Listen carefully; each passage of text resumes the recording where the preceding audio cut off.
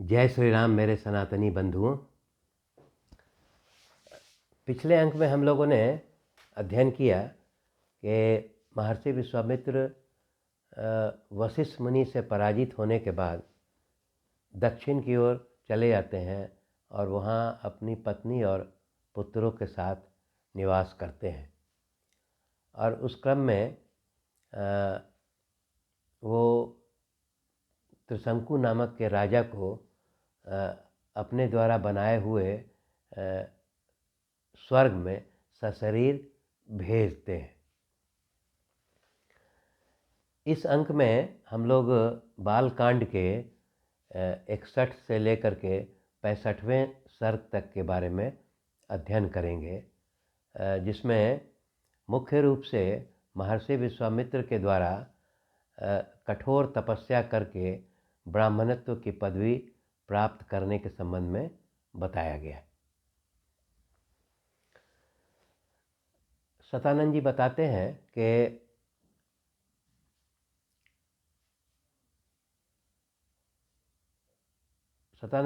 हैं कि महर्षि विश्वामित्र को ऐसा प्रतीत होता है कि दक्षिण में रह करके उनका जो तपस्या में विघ्न उत्पन्न हो रहा है, इसलिए वो पश्चिम दिशा की ओर पुष्कर धाम नामक स्थान पर जाते हैं, जो ब्रह्मा का स्थान है, और वहीं निवास करने लगते हैं। तो ऐसा प्रतीत होता है कि वर्तमान में जो राजस्थान में पुष्कर नामक स्थान है, जहाँ पर ब्रह्मा का एकमात्र मंदिर भी है, यही वो स्थान रहा होगा। तो वहाँ महर्षि विश्वामित्र जो है वहाँ रह करके और वो तपस्या करने लगते हैं। उक्त काल में अयोध्या में अम्बरीश नाम के राजा हुआ करते थे, जो वहाँ राज करते थे। राजा अम्बरीश को यज्ञ करने का इच्छा हुआ और वो यज्ञ की तैयारी करते हैं, परंतु यज्ञ प्रारंभ होने के पहले ही उनके यज्ञ पशु की चोरी इंद्र के द्वारा कर ली जाती है। इस पर उनके पुरोहित जो है वो बड़े नाराज़ होते हैं और कहते हैं कि यज्ञ पशु का चोरी होना ये अपशकुन को दर्शाता है, इसीलिए वे राजा अम्बरीश को कहते हैं कि आप यज्ञ प्रारंभ होने के पहले एक यज्ञ पुरुष यज्ञ पशु को आप कहीं से खोज करके लाइए, तभी आपका यज्ञ सफल होगा।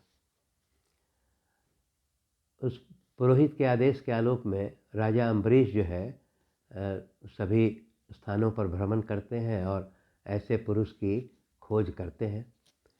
उसमें खोजते खोजते वो भृगु पर्वत पर पहुंचते हैं,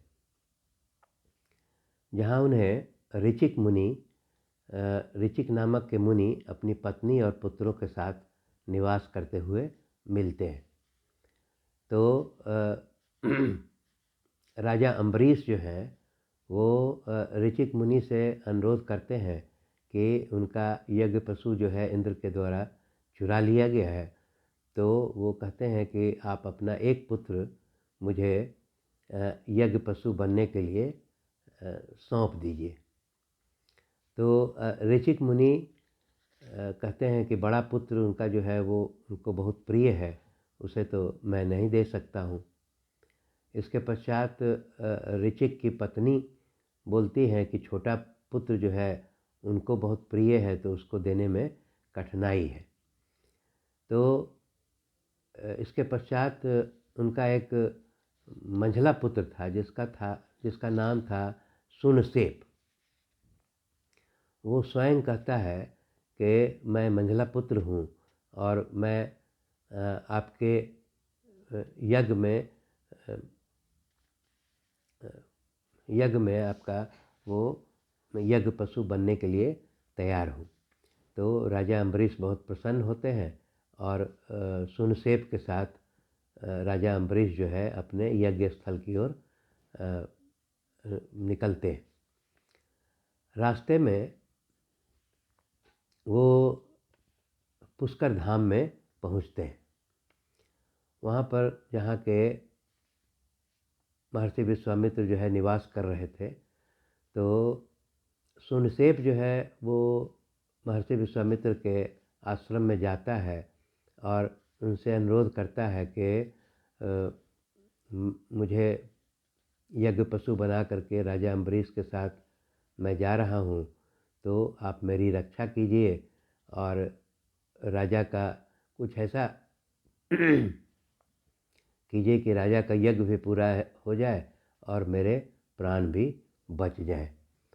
महर्षि विश्वामित्र जो है वो सुनसेप को आश्वासन देते हैं और यहाँ पर वो अपने पुत्रों से अनुरोध करते हैं कि अपने उसके पुत्र थे उनसे अनुरोध करते हैं कि तुम में से कोई एक पुत्र जो है वो सुनसेप के स्थान पर यज्ञ पशु बन करके चले जाओ, जिससे कि इस मुनि पुत्र सुनसेप की रक्षा हो सकेगी और तुम्हारा पुत्र धर्म भी पूरा होगा। परंतु महर्षि विश्वामित्र के पुत्र जो है वो बोलते हैं कि आप अपने दूसरे के पुत्रों को बचाने के लिए अपने पुत्रों का बलि कैसे दे सकते हैं, और वो इसे अस्वीकार कर देते हैं। इस पर महर्षि विश्वामित्र बहुत नाराज होते हैं और अपने पुत्रों को श्राप भी देते हैं। इसके पश्चात जब कोई उपाय नहीं बचता है तो महर्षि विश्वामित्र जो है वो सुनसेप को बताते हैं कि मैं तुम्हें इंद्र और विष्णु के स्तुति के संबंध में 2 पाठ कंठस्थ करा देता हूँ, जिसको तुम जब यज्ञ पशु बन के तुमको बांधा जाएगा तो तुम ये स्तुति गान कर देना। इस संबंध में एक याद कर लेना आवश्यक है कि हम लोगों ने पूर्व में देखा भी कि ये जो पूर्व में जो यज्ञ की जो प्रक्रिया होती थी उसमें यज्ञ स्थल पर विभिन्न प्रकार की लकड़ियों का 21 यूप लगाया जाता था, जो खंभे के रूप में होता था, और उन यूपों में विभिन्न प्रकार के पशुओं को बांधा जाता था। तो जब सुनसेप को इस प्रकार यूप में बांधा गया लाल कपड़े में, तो सुनसेप जो है वो महर्षि विश्वामित्र के द्वारा बताए गए इंद्र और विष्णु स्तुति का पाठ जो बताया गया था उसका गायन करता है। इससे इंद्र बहुत प्रसन्न होते हैं और सुनसेप को दीर्घायु होने की का आशीर्वाद देते हैं। इस प्रकार सुनसेप की प्राण रक्षा भी हो जाती है और राजा का यज्ञ भी पूर्ण हो जाता है। इससे इसके पश्चात जो है महर्षि विश्वामित्र का ख्याति भी बढ़ता है। उसके बाद महर्षि विश्वामित्र पुष्कर में ही रह करके वो तपस्या करने लगते हैं। तपस्या से प्रसन्न होकर के ब्रह्मा जी उपस्थित होते हैं और उन्हें कहते हैं कि तुम्हें ऋषि की संज्ञा मैं देता हूँ। तो वो तपस्या करते रहते हैं, लेकिन उसी क्रम में मेनका नाम की एक अप्सरा जो है उनके पास आती है और उसकी सुंदरता को देख करके महर्षि विश्वामित्र जो है काम प्रभावित हो जाते हैं और उसको अपने आश्रम में रख लेते हैं और लगभग 10 वर्ष तक दोनों पति पत्नी के रूप में रहते हैं। 10 वर्ष के बाद जब उन्हें आभास होता है कि ये काम भावना के चलते उन्होंने अपने तपस्या में विघ्न डाल दिया है, तो उन्हें बहुत ग्लानि होती है और जब ग्लानि होती है तो फिर वो मेनका को वहाँ से विदा कर देते हैं और विदा करने के बाद स्वयं जो है हिमालय की ओर जा कर के वहाँ फिर वो कठोर तपस्या करने लगते हैं। उस कठोर तपस्या करने के बाद जो है वो पुनः वहाँ ब्रह्मा जी जो है उनसे बहुत प्रसन्न होते हैं और उन्हें आशीर्वाद देते हैं कि तुम्हें मैं ब्रह्मर्षि घोषित करता हूँ।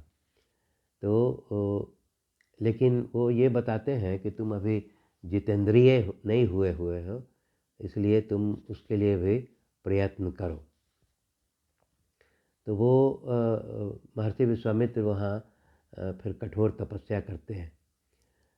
यहाँ पर तपस्या जो है कठोर का अर्थ है कि ऐसा प्रतीत होता है कि उस समय जो हमारे ये ऋषि मुनि थे वो तपस्या जो करते थे वो दोनों हाथ ऊपर उठा करके बिना भोजन ग्रहण किए हुए, कभी वो बिना वायु के सांस रोक करके भी, तो इस प्रकार की कठोर तपस्या वो पहले लोग करते थे। तो वैसे तपस्या जब कर रहे थे तो महर्षि विश्वामित्र के तपस्या को देख करके सभी देवता और इंद्र जो है काफ़ी चिंतित रहने लगे और वो विभिन्न प्रकार का यत्न करने लगे कि महर्षि विश्वामित्र का तपस्या किस प्रकार भंग करें। इसी क्रम में वो रंभा नाम की एक अप्सरा को महर्षि विश्वामित्र के पास भेजते हैं कि इनकी तपस्या को भंग करो जा करके।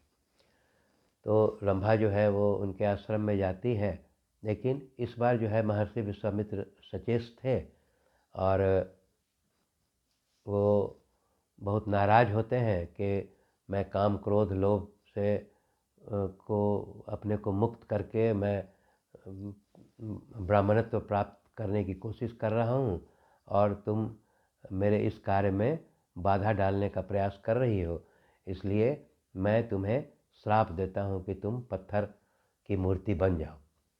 तो इसके बाद जो है वो रंभा जो है पत्थर की मूर्ति बन जाती है। इसके पश्चात वो सतानंद जी बताते हैं कि हिमालय से फिर वो पूर्व की ओर चले जाते हैं। अब पूर्व की ओर मतलब कि वो पूर्व की ओर जा कर के फिर वहाँ कठोर तपस्या करने लगते हैं और उसी प्रकार तपस्या करते करते अंत में ब्रह्मा जी बहुत प्रसन्न होते हैं और उन्हें आशीर्वाद देते हैं और वो कहते हैं कि तुमने ब्राह्मणत्व का वो प्राप्ति कर ली है और तुम ब्रह्मर्षियों में श्रेष्ठ बन गए हो। और इसके पश्चात फिर वहाँ पर वशिष्ठ मुनि भी आते हैं और वशिष्ठ मुनि आकर के वो भी जो है महर्षि विश्वामित्र को ब्राह्मणत्व का आशीर्वाद देते हैं। तो इसमें ऐसा प्रतीत होता है कि वशिष्ठ मुनि जो है वो अंतिम व्यक्ति थे जो ब्राह्मणत्व का प्रमाण पत्र देते थे। तो इसी क्रम में जो है वशिष्ठ मुनि और विश्वामित्र में मित्रता भी हो जाती है।